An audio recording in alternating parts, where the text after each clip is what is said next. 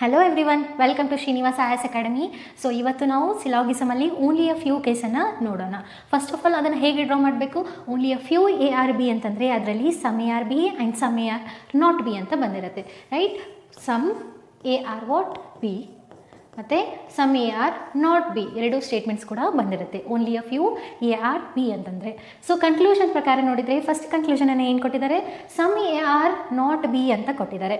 Some A are not B, yes. Is it correct or not? Yes. Some portion of A ಏನಿದೆ ಬಿಯಲ್ಲಿ ಇಲ್ಲ, S.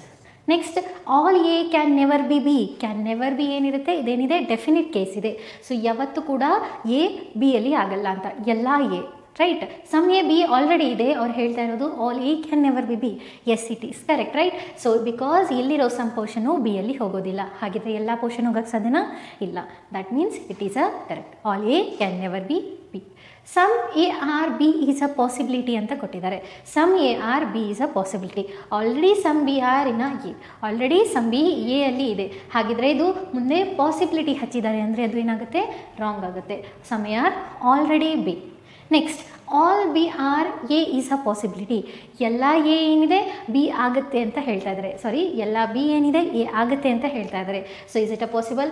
ಎಲ್ಲ B A ಆಗೋಕ್ಕೆ ಸಾಧ್ಯನಾ?